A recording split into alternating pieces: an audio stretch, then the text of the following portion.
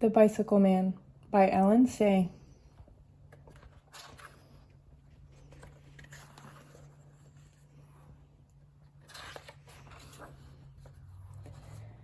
When I was a small boy, I went to a school on the South Island of Japan. The schoolhouse stood halfway up a tall green mountain. It was made of wood, and the wood was gray with age. When a strong wind blew, the trees made the sound of waves, and the building creaked like an old sailing ship. From the playground, we could see the town, the ships in the harbor, the shining sea. One fine spring day, we had our sports day. All the children and teachers were out in the playground long before the first bell rang. "Did everyone remember to bring a headband?" asked Mrs. Morita. She was our first grade teacher. Eagerly, we showed her our headbands. They were red on one side and white on the other. "Remember, we're on the red team," she told us.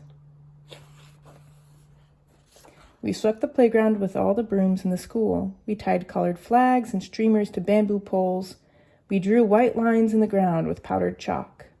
Our parents came carrying tiered lunch boxes and kettles filled with tea. They spread their straw mats and sat around the oval track. When everything was ready, Mrs. Morita rang the bell. It was 9 o'clock.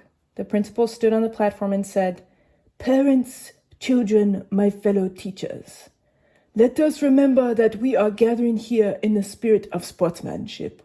Whether we win or lose, let us enjoy ourselves."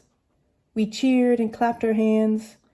The youngest children were the first to race. We lined up 6 at a time at the starting line. "Ready, set, go!" Mr. Oka, the art teacher, boomed at us. We first graders leapt out and dashed around the track. Parents and teachers ran alongside of us, yelling encouragement. The older children waved flags and headbands and shouted at the top of their lungs until the mountain echoed with the noise like rumbling thunder. The winners went up to the judges' table and received prizes from the principal. The prizes were wrapped in white paper and tied with gold threads. Inside there were oranges and rice cakes and pencils. By the time the 6th graders finished running, it was lunchtime, and that was the best part of sports day. My mother had cooked for 2 days, preparing the good things to eat. The layers of lacquered boxes held pickled melon rinds and egg rolls, spiced rice and fish cakes. There were apples and peaches and sweets of all sorts.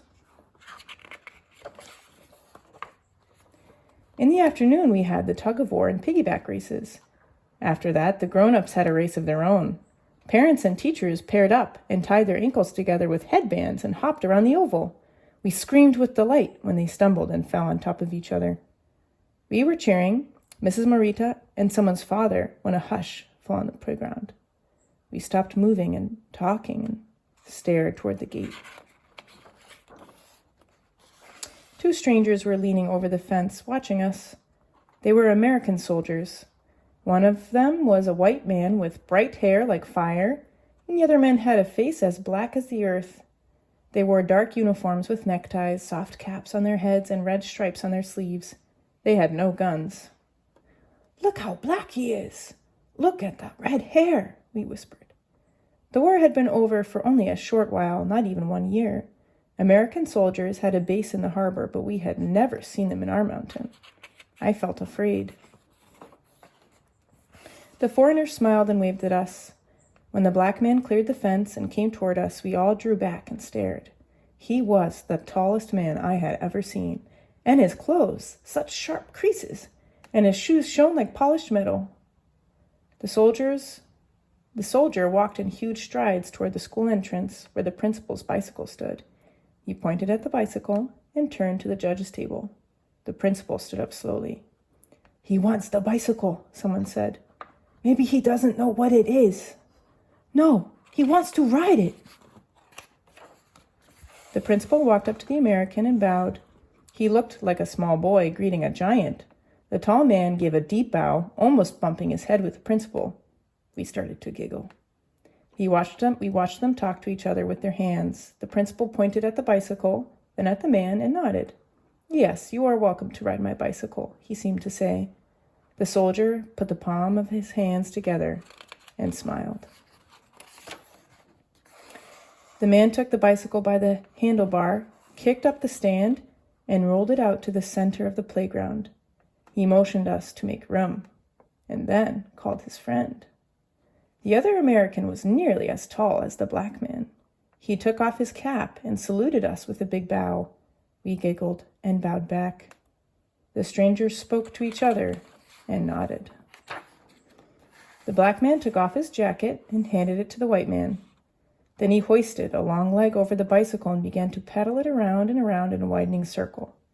His friend waved the jacket like a flag and cheered him to go faster. Suddenly, the rider yanked on the handlebar and lifted the front wheel off the ground. "Oh, look," we stirred. "How can he ride like that?" "What an athlete," said the art teacher. The red-haired man was the ringmaster. He ran alongside of the bicycle and shouted encouragement. The rider went round and round. With only one wheel, zigzagging this way and that, we were amazed. Then he rode backwards. He sat on the bicycle with his body turned round. He had to twist his neck to see where he was going. He worked his long arms and legs like a huge dancing spider. We howled with wonder. The man rode backwards, then forwards, twirling the front wheel like a spinning gyroscope. He shouted something to the ringmaster, who grasped the carrier and began to push it as fast as he could. Then he let go. The bicycle shot forward with great speed. The rider stood up on the pedals and, leaning on his handlebar, put both his feet up on the carrier. He was in the air. His cap flew off and his necktie fluttered in the wind. He seemed to be flying free, cruising like an enormous dragonfly. "Oh, oh!" we exclaimed and gasped in turn. When the bicycle finally came to a stop, the playground roared with wild clapping of hands and shouting. The rider panted, heaving and laughing. The ringmaster rushed up to him and lifted him in a bear hug. We mobbed around them, jumping and yelling. The principal struggled through the crowd, and the black man reached out to him. They gripped each other's arms like old friends. The principal raised his arms to quiet us down. He took the soldiers' hands and led them to the platform. There he whispered something to Mrs. Morita, and she brought him the largest box from the prize table. The principal stood on the platform and held out the box to the Americans. He looked like the emperor awarding a great champion. The bicycle rider received the gift with both hands and lifted it high above his head. Then he turned to the crowd. "Arigato, arigato," he said. "Thank you, thank you." The whole school bowed to him and shouted for joy. The Americans put their caps on and walked out the gate with their prize. They went down the mountain arm in arm, waving and laughing. We followed them with our eyes until they disappeared around the bend in the road. The end.